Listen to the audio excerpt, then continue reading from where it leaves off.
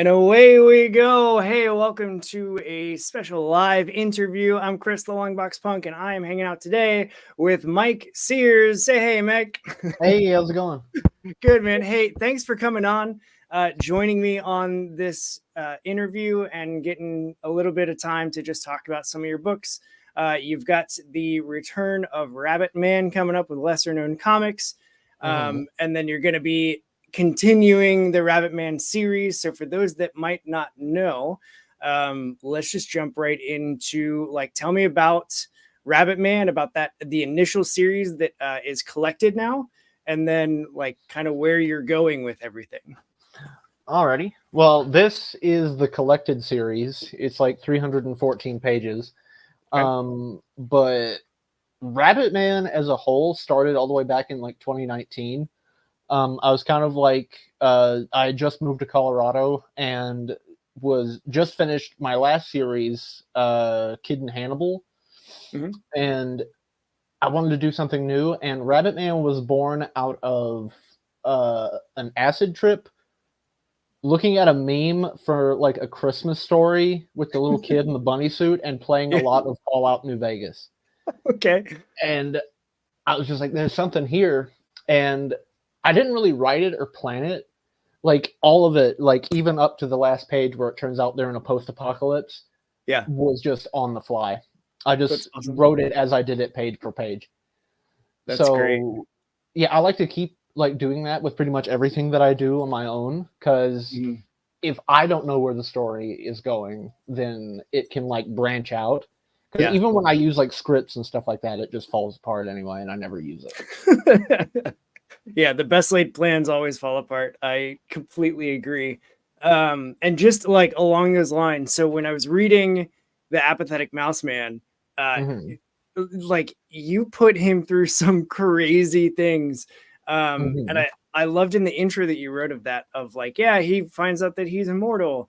And so there's a whole, story of him trying to kill himself and figuring out that he can't. And then there's the whole grandpa aspect and fighting him. And it definitely felt very energetic and very, it didn't I to your point, I didn't know where you were going to be taking him next. And I really enjoyed that aspect of the storytelling. So with the issue that you've got coming from lesser known comics, what is that completed already? I'm assuming, right? Yeah, it's a re-release.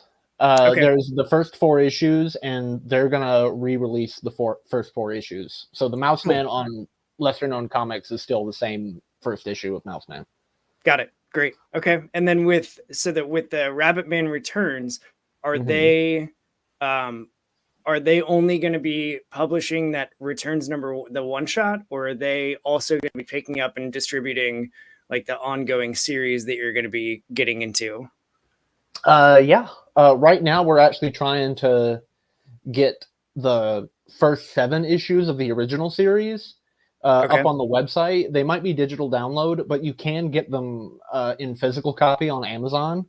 Yep. And then once that's all said and done, Rabbit Man number 8 will be coming out sometime this year through me first, and then through them. Cool. Great. How did I know you sent me the links for Amazon stuff? How did you even get those books listed on Amazon? That feels like it took some work. Not really. Amazon KDP, or Kindle Direct Publishing, will essentially publish anything just so long as it's not porn. The most difficult part was getting the dimensions right, because it's sort of like a widescreen comic book. Yeah. And it's very difficult to get that printed. But aside from that, I didn't really have that much trouble. I found out about it back in 2013. Yeah. And started fuddling with it. And it wasn't until the past couple of years when I started doing Rabbit Man that I sort of came into my own with that. Okay. Cool. And so speaking of coming into your own, this is what we call a transition. So you're self-taught with your artwork, and you've got a bit of a unique history in reading some of the bios that you've published on your books. Can you talk about how you ended up doing comics and how you ended up here in 2024 with, you know, books coming from Lesser Known Comics, with your series on Amazon? Like, how did you end up here? Well, yeah, it all started back around like I'm gonna say like 2003. Like if Okay. we want to go all the way back, um, I got a newspaper for the first time and I saw like the funnies in it, and that was like my first. I'm pretty sure it came before that, like, but I just never like noticed it. It was like the Charlie Mhm. Brown specials and stuff, but they were just on in the background. When I first got a hold of a Sunday like funny and I saw like a comic strip for the first time, like laid out as it was, something just clicked. Like Mm. that looks fun. I want to do that. So I would start drawing like comic books and stuff, like of stick figures in Yeah. notebooks, and it just started like it just kept going. It has just always held my fascination, Mm. and I didn't really draw for a bit, like from 2010 to like November of 2013, when I was still in with my mom and my stepdad, which was a nightmare. And then when I left home around June, I had just turned 17 and I was already out, and they sent me to New York, this place called Covenant House. Mm. Couldn't stay there. And then they sent me down to where my sister was in New Orleans. And from there, it was just, I guess, right time, right place. Mm. Because I go in there just doing all the typical stuff of getting signed in. And about like a week later, these two guys, Brent and Craig, who were from Vice, just walk in and were like, "We're doing a documentary." And I was like, "Yeah, Mm. sure, that sounds fun." And ever since then, I have just sort of had like more and more and more reach. People have seen that, and it like touched them about like, even though like I was homeless, I still never gave up and Yeah. kept going. That was a big part of it, of just being very, very stubborn. Yeah.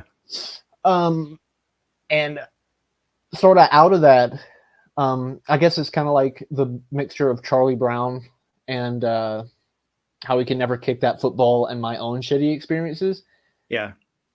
That pretty much Rabbit Man and Mouse Man, I just put through like complete and utter hell, because a lot of it is just sort of like I totally understand. I would understand more writing a character that goes through something every 5 minutes than one where like nothing happens and their life's perfect. Right. Because it's just all of my friends are just like, it's so depressing. You should write what you know and write happy stuff. And it's just like like happiness is a stranger here. Yeah. Yeah. You're like, I am writing what I know. Yeah, I am writing what I know, but I never really tell them that because they might get weirded out.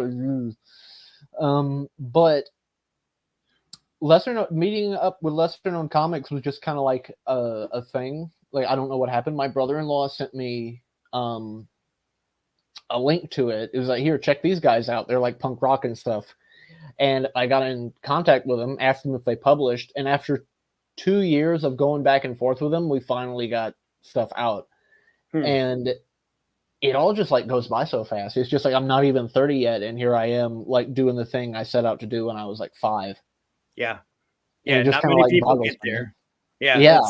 Good for you, man. That's I mean, it took me, I just turned 38, and I'm just now doing this show, and like I get it. Like, this show for me feels like the thing that all the other stuff and experiences have been leading to. And so now that I'm here, I'm just like, man, it's, I mean, I got stuff planned out through like June already, and people are just like reaching out to me like, hey, I heard you did the thing. There must have been some like blast from Lesser Known Comics, because I had 5 different creators with Lesser Known Comics all reach out to me like, hey, I hear you like interview people. And I'm like, yes, yeah, like keep on sending them my way, guys. Like, go ahead. I'll talk to everybody. But it definitely, like, it's not something that I feel like everybody achieves. And so where they get to the point where it's like, no, I set out to do this thing and now I'm doing it. So like, mad props, like, good for you to go through that stuff and come through it and get to the other side of it. And now to be here, you know, with the publishing, I just think that's great. Like, that's a good redemptive, like, full story arc for yourself just in itself. Yeah. So with, like, you said it took you 2 years to get to the point where now they've got the books listed on their website, and all of that stuff. Like, what in that 2 years, like, what does that look like? Is it just like negotiating rights and stuff like that, or figuring out timing? Like what all goes into that 2 years of planning to get to where the book is now being sold by them? Nothing really to do with rights. They already have a pretty good rights deal. It's essentially like Image, like you get to keep it and you get to Okay. like go away if you want to. But a lot of that was down to the printing because I wanted hard copies of Rabbit Man, and they're weird shaped. So I was just like, all right, what if I make something new or reboot the series? Because there were 2 other comics for Rabbit Man before Rabbit Man Returns. There was Kill the Rabbit Man, which was going to be a reboot of the series, where it just starts again, and I was just like, that's dumb. Like it's already like out, and people know how it goes. Like, why would I reboot it? So I just took the time to finish it, make sure it had a neat little ending to it, and then after that, I did Rabbit Man Returns, which was supposed to be like a series of short stories, but it's just, but then I was just like, I kind of want to just keep going with it. If I'm going to get published, this next one is going to be Rabbit Man number 8, Rabbit Man the Magnificent. Okay. Where it takes place right after the end of the original Rabbit Man series, where it's a new Rabbit Man and he's a cowboy. And that one, the only thing I did was just flip it up. So now it's just normal comic book size. But mainly all of that was just going back and forth about what we're going to do with it. Okay. And do they help with like marketing of the book too? Or is that like, oh, well, it's creator owned, so like get the word out, man? Like how does that work? It's kind of a mixture of both. Like they will put stuff on their pages and on their website and stuff like that. And there's even like the website, when you're a creator there, you can sign into it and you can make your own news posts and stuff like that. Yeah. So they will, it's a sort of like a 50-50 deal. Like you have to like put the word out just as much as they're going to put the word out. Right. Yeah. Yeah. That makes sense. That's cool. I want to shift gears because I want to ask you something very specific. In Apathetic Mouseman, when he is fighting his grandpa, that action sequence felt very manga-esque. And then there's a specific panel where Mouseman has defeated his grandpa, and it looks like Grandpa is laying in the exact position as Yamcha's death in Dragon Ball Z. Is that intent? Like that has to be intentional, right? it is intentional. I saw this meme about all the people that were in the Yamcha pose. Like there were just so many. Ever since then, there have just been so many references to it. So that kind of like dictated where all that was going to go. That's great. Yeah, I saw it was like the Leo DiCaprio thing of like I know that I get that reference. That's great. So with the fight scenes and stuff, do you find yourself leaning towards one type of story? Like, do you want to try and hit a bunch of different genres with your characters, or is it just kind of like if it comes up, it comes up, like more just kind of free form? Yeah, it's more like that, where like it like I'll reference or do something if it services the story. The thing with Mouseman is I had never really done like a fight scene before or one that big. So I decided, well, why not do it with this? Because with everything I do, I try to go over like what haven't I done. Yeah. So and then if I haven't done it, then that's the thing I'll do. But it just kind of like seemed like the right time, right place. Of this should be like a Dragon Ball Z reference, but they're all on that. Yeah, I definitely picked up on that, and I definitely appreciated it because Dragon Ball Z, like that whole franchise, I grew up watching it, and then when Super and all the movies started coming back out, like I got back into it. I got a buddy that I've known now for 25 years, and we still talk about Dragon Ball and Z and Super and GT, even like all of the things, and it just. Even looking around my desk, I have a bunch of little like Dragon Ball figures all over the place. And I got a bunch of the pops and stuff like that. So it just is like, it's one of those franchises that's very comfort. and very nostalgia at the same time. So I just like anytime I see any reference from that, I just am like, those are my people. If they're making references to that thing that I know and that I'm comfortable with and that I'm, returning to all the time. So I really dig it. I dig it. Because we're talking about it, like, do you have a favorite Dragon Ball Z arc? I've never really sat down and watched all of Dragon Ball Z. I've only ever seen Dragon Ball Z abridged, and the only series I've seen is the original Dragon Ball. And my favorite one is where he fights the Frankenstein monster. Yeah, that's my favorite episode. Yep, I would agree, because like just seeing the size differential of the two characters is is ridiculous, and then Goku still is able to do everything that Goku does, which is just like so positive and so all the time. That's why I like Dragon Ball, because he's so just like naive and at the same time like pure-hearted, and it just is ridiculous that he's taking down an entire army at the same time. So I really like the original Dragon Ball. It speaks to me. I really like short characters. Yeah. Yeah. Yep. So let me look at my notes here. So I know in the intro for Mouse Man, you said that it kind of was going to start with like as a Rabbit Man spinoff. Do you still feel that, or do you have other characters within the Mouse Man like story that you're like, hey, I want to kind of tease this out and maybe do like a short story just based on them? Or are you just like, now I want to focus purely on all of the Mouse Man all the time? Like, how does that work? Well, I was going to continue Rabbit Man earlier with Rabbit Man Returns before I decided just to make it a one-shot. And then I went right into Mouse Man around like July of last year, but it was like totally different when I started it.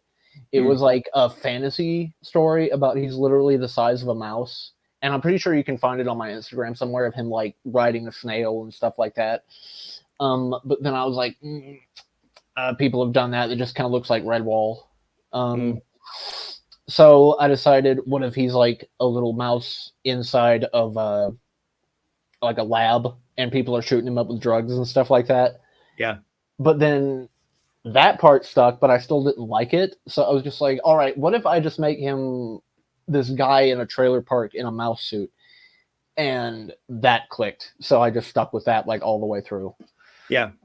Which is totally just regular to see people in mouse suits. But go ahead.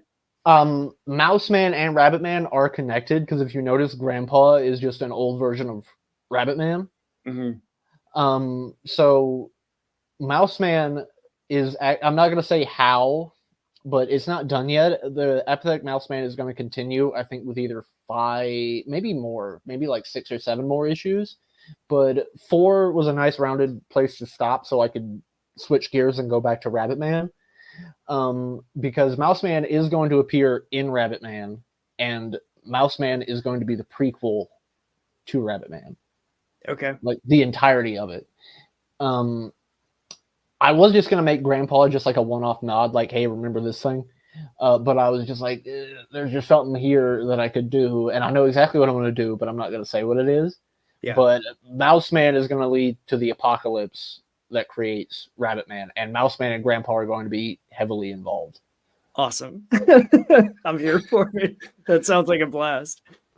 Because I like the dynamic of like they're having this crazy balls to the wall fight outside, and then meanwhile like the grandma's inside like, did you want some lemonade? And she's just completely oblivious. And I was like, man, my parents can be like that, where they just have no connection between the two. And I was curious as I was reading it, like, did those, obviously like you weren't having wars outside of your house, but were there like personal touches, or like as you were writing those characters where you're like, they should have this characteristic from this family member that I have, like, or was it just like no, I just think this is funny and this is where they're going to end up? Both. Mouse Man is a lot more personal than Rabbit Man is. Rabbit Man just kind of started because, that would be funny. Mm-hmm. But Mouse Man has a bit more of a personal touch, especially those last two chapters where it goes back to him living in the 90s in a trailer park. Yeah. Because I noticed a lot of stuff, because my family experience is very strange. Like, I was homeschooled like completely, and my mom was very like close knit. She didn't even like us leaving the house, so I didn't even really leave the house until I was 17 and got kicked out. So it was like complete isolation. Now you're in the world. It's like an alien coming down from space. I had no idea what the fuck was going on. But a lot of Mouse Man came from. Oh yeah, like it's still like I'm still in shock. Like I still have no idea what I'm supposed to be doing. I don't think anybody does, if I'm being honest. No. But Mouse Man came from a lot of other people's families, from what I've seen, because I've noticed that a lot of people are just like, they have a son who's just like, or a relative or a nephew or something that's just a complete fucking asshole. Like, hates everyone, beats his kids, blah, blah, blah. And then you go to the mom or whoever, and they're just like, oh, he's such a fine boy. It's just like, oh my God.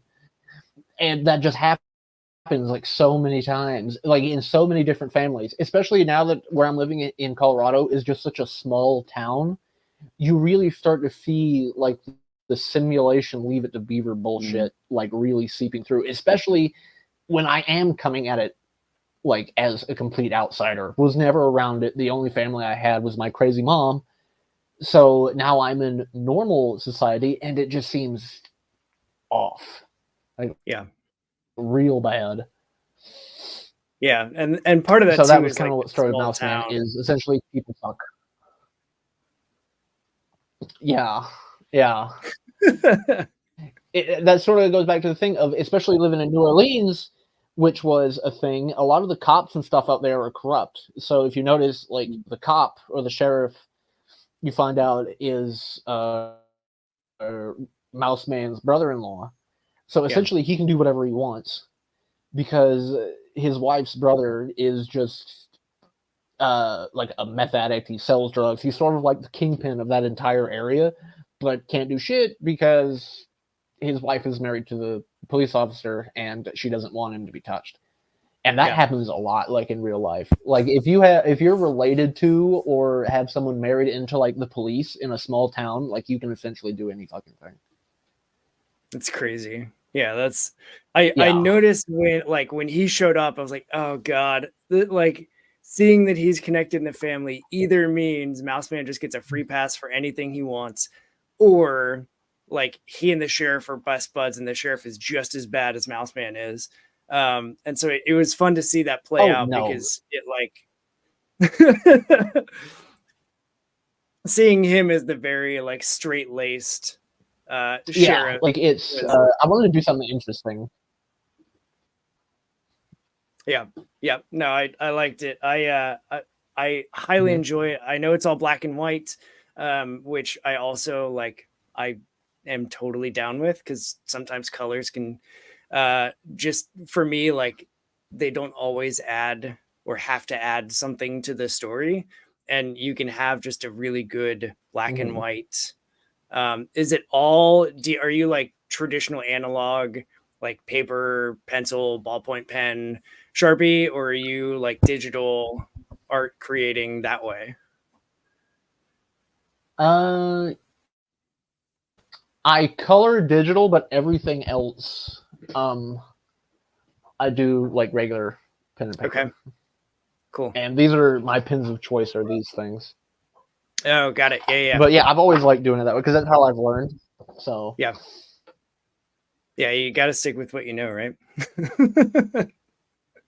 So with with like, also, do you have? Sorry. No, go ahead. Sorry if I keep talking over you. For some reason, you're kind of lagged a little bit on my screen, so you'll be done talking, but you'll actually still be talking, and I won't know when the cutoff is. I think that's a problem on my end. Yeah, that's one of the beauties actually of the platform that I use, which is StreamYard, is it records everything locally and then uploads it. So even though, because I've noticed the same thing where there's like a little bit of a lag, um, but there's like it's all recording locally and then uploading. So those lags and stuff actually shouldn't happen in the finished product, which just like I understand it, but I kind of don't understand that part of things. Yeah. Um, it's it's crazy. I don't know. It's beyond me. Yeah, I didn't know that. I thought I was just having an internet problem or something. And given that, it's probably gonna look really awkward, like when it's done. Yep, that's all right. That's all right. That's that's part of the like DIY, just punk mindset of we're making it work. Yeah. So having been spent some time living in New Orleans, like were you involved with going to a lot of the music that's there? Because like the one time that I went, it was just there was just music all the time, and I was like, "Pinch me, this is incredible."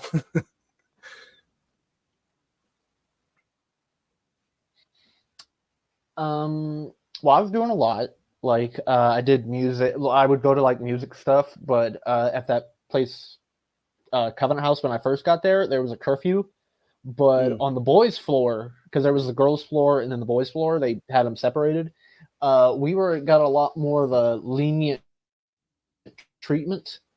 So Mr. David, who was like the guy who looked after us, he would just pretty much, especially when Mardi Gras came around, he would just be like, "All right, you guys just go have fun. I know you're gonna sneak out anyway." Um, so we would go to like music festivals, and it was just like a blast. Like I met some of my closest friends there. And speaking of music, the person who was like my first manager at Mm. my first ever job was the daughter for the bass guitar player of Kansas. So now, like, I've known her for like 10 years now. Oh, that's a crazy connection. Yeah, how does how just does you never that know who you're like gonna meet. yeah, yeah, how was it just kind of like did it casually come up, or was she kind of like, yeah, my dad's kind of a bass player in a band, like whatever? That's crazy. So with It never got brought up. I went over to her place. Oh, sorry about that. I went over to her place to get a haircut, and because she just did haircuts, and I went in there, and there were just like gold records all along the wall. And I was just like, "Who are these?" And it's like, "Oh, they're my dad's." And I looked at it; it was Kansas. So I was like, "Oh shit! Well, that's nice to got it. know." Jeez. Yeah, I went to my buddy's uncle's place in Atlanta for July 4th a couple times, and like we would all Mm-hmm. crash at his place. He had a huge fireworks display, and as we were there the first year, like he had a full piano in his living room, and he was like, "Oh, I'm a songwriter, like whatever." And I had woken up early and I'm drinking my coffee and I'm just kind of hanging out in his living room waiting for everybody else to get up and functional. And I notice like Mm-hmm. a glint of gold behind one of his pictures. And so I like went over to the shelf and looked, and he had like 4 Grammys just sitting on his shelf, like behind like family pictures and stuff.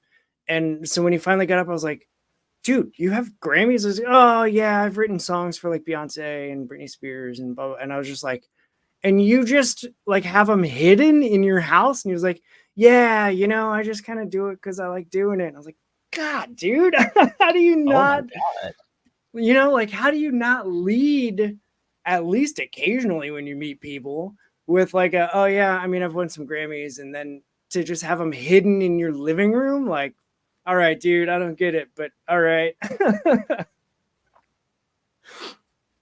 But yeah, I can't imagine having your dad be in I kind of Kansas. get that. So would you like hide if you ended up winning like Eisners and stuff? Yeah, that Would was. here's that leg. That yeah, it was. Sorry about that. That's all right.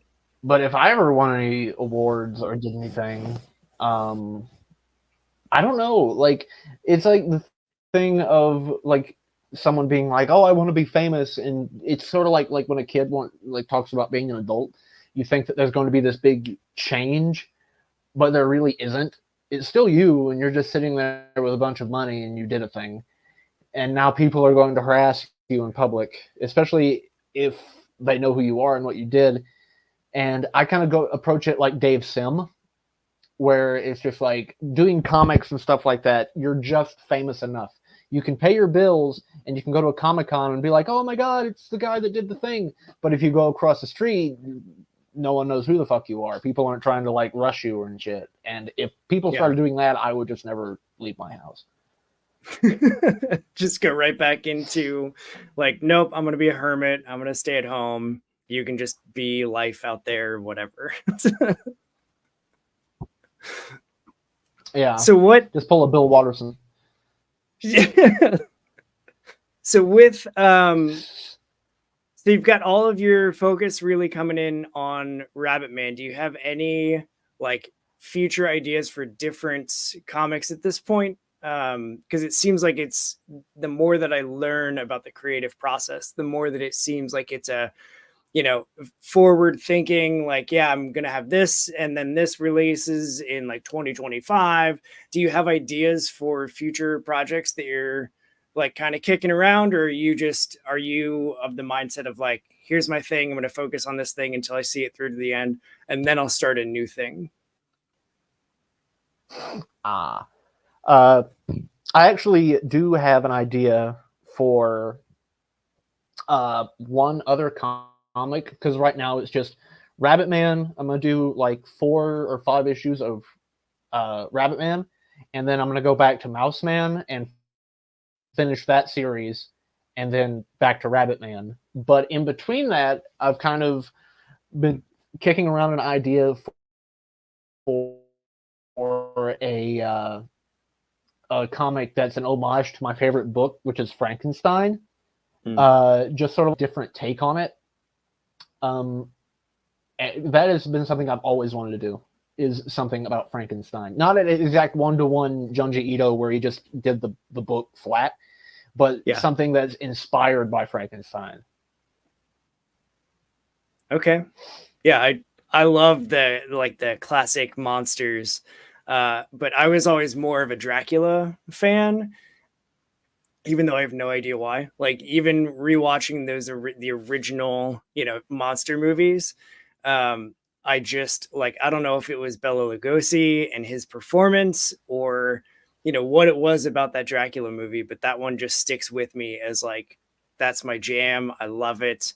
And my wife is a Frankenstein person, and she loves like the Bride of Frankenstein movie is one of her favorite movies that she watches just about every year. So it's, there's a lot in there. And like, if you're doing a book inspired by, then you don't have to worry about any rights and stuff. It's just when you're doing for the Junji Ito, like, he probably had to have that cleared by whoever owns the rights to that character, right? I would assume. Yeah. I think he did, you know. Isn't it public domain? I see that. I don't know how that works. I think it should be, right? Because the original book came out like over 100 years ago. So it should be public domain. I just don't know with being, I think it was like the 1840s. Yeah. Yeah, I just like, even with streaming stuff and, you know, shows and movies that come out and the battle for rights over that stuff, I just always assume that everything is owned by somebody, and I just need to stay away from using any of it in a way that can possibly potentially make me money, because then they're going to sue me for everything I'm worth. That's just my assumption, because I just don't know how any of that stuff works.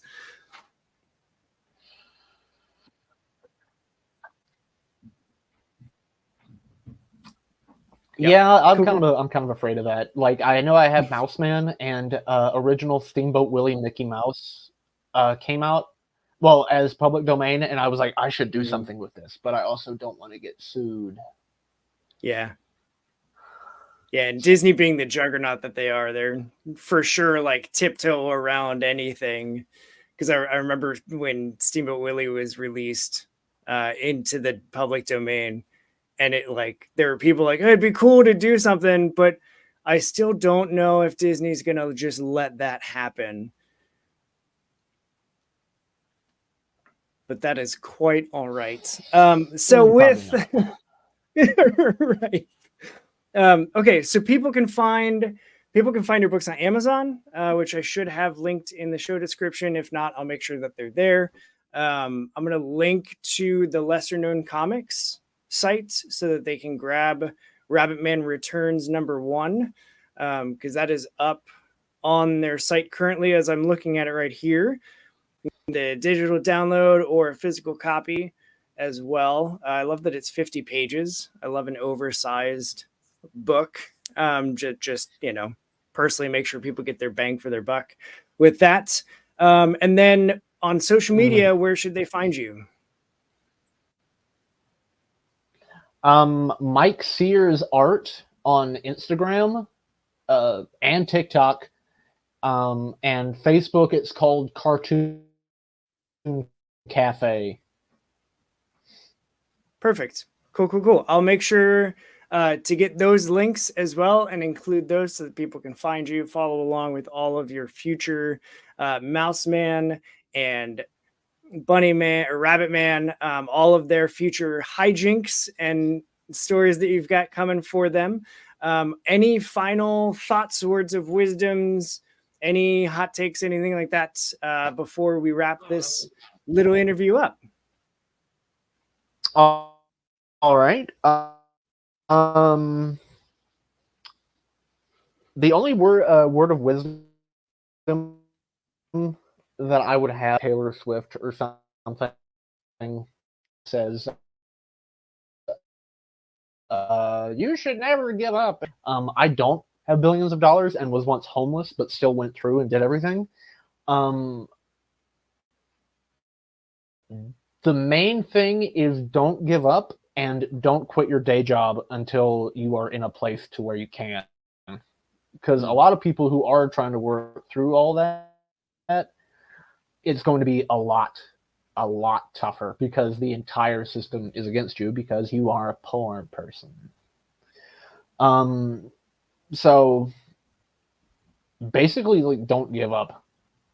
Like, even if it seems like giving up is the only thing to do, like, save your money, work really hard on like what you love doing, but also on top of all that, forget about sleep. It is a thing of the past. Your new friend is called coffee and probably amphetamines.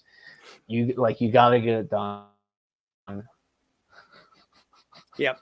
There's a lot that I wouldn't be able to get done if I didn't have coffee every single day, all the time, forever. I am a caffeine junkie for sure. But I love that. I love the positive, like all I can't even get up anymore.